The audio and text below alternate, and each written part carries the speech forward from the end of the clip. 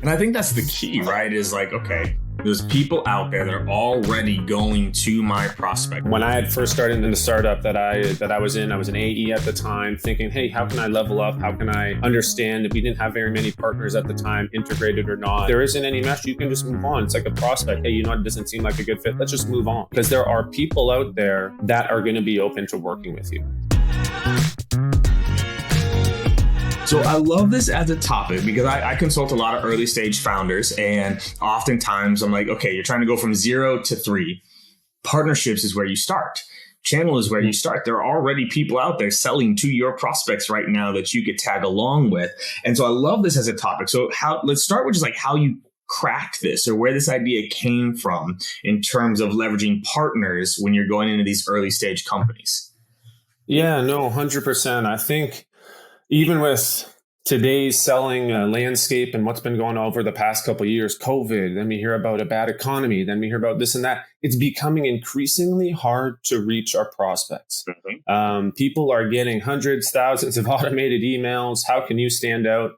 And I started to think, if there's a startup and you're trying to get 0 to 1 or 1 to 3, there's already people out there that have done that. There's people that have connected with their customers. There's people out there, whether it's an integrated partner or not, or indirect, direct, there might be someone that just sells into a similar department as you. So how can I, as a partner leader, sales leader, or even an AE, try to level up in a startup so I can get revenue faster, close deals faster, and leverage kind of the customer and customer base that they've already established and work together to win together ultimately? Yeah. And I think that's the key, right? Is like, okay, there's people out there that are already going to my prospect. So start there. How do I identify a good partner? Like, what do you look for? How do I know, right? I'm going into a new space. How do I identify a good partner, someone who could potentially be a good fit?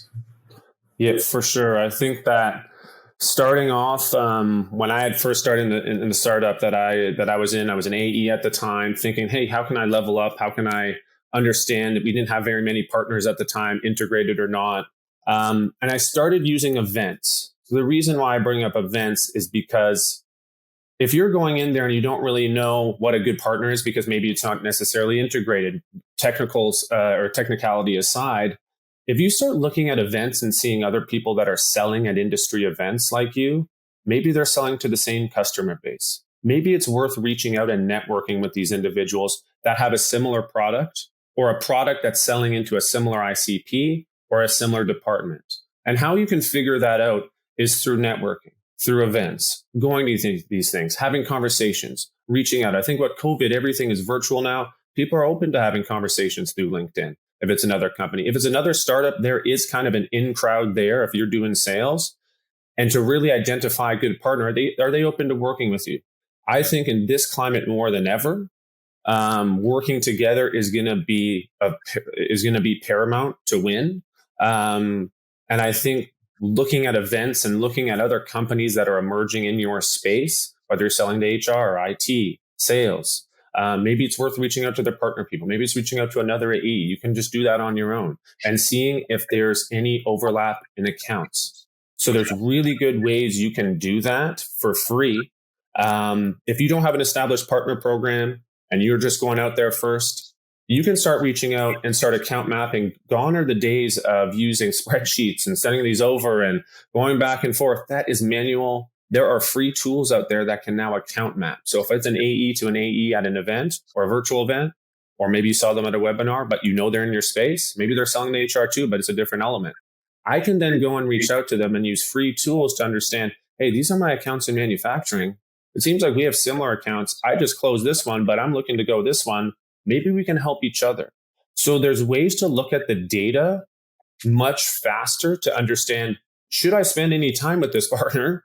Is there any overlap? Is the ICP similar? And then you can move from there and build out marketing campaigns, depending on how big the startup is. There's things you can do to work together successfully after you understand. Are you guys moving in the same direction? Do you have the same goals? And it becomes kind of a win-win process. But of course, partnerships is much more complicated than that. There's bigger partners, smaller partners, and all that. But I think looking at the data definitely helps. And there's things now in this day and age that can help do that too.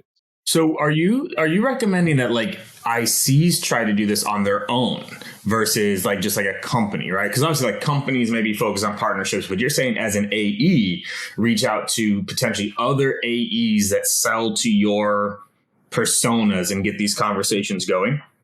Yeah, 100%. Nice. Perfect. Okay. So then now this splits because this is a lot of fun.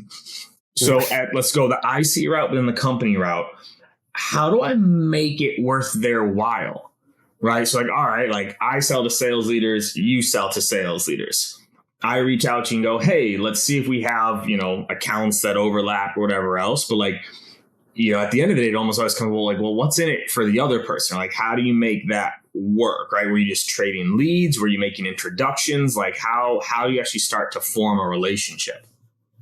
Yeah, no, great question. I think it starts with, okay, there's overlap. Check. We got it. We're selling to the same ICP. We're selling to the same department. That makes sense. Now, is there any type of referral fee or anything in place right now with your organization to organization? If there isn't, if I'm just an AE going out cold because we're a brand new startup, we have no partner program, we have nothing like that, maybe you have to reach out to a number of them. I always say, hey, if you're reaching out to SAP or a bigger company, there may be 10 people that tell you, hey, you know what, I don't really want to work with you. But there might be one individual. There usually seems to be one or two that says, hey, let's work together for this. So what's in it for them is understanding what's the metric that drives them. Mm-hmm. Maybe it's a referral fee for them. Maybe they do have a partner program.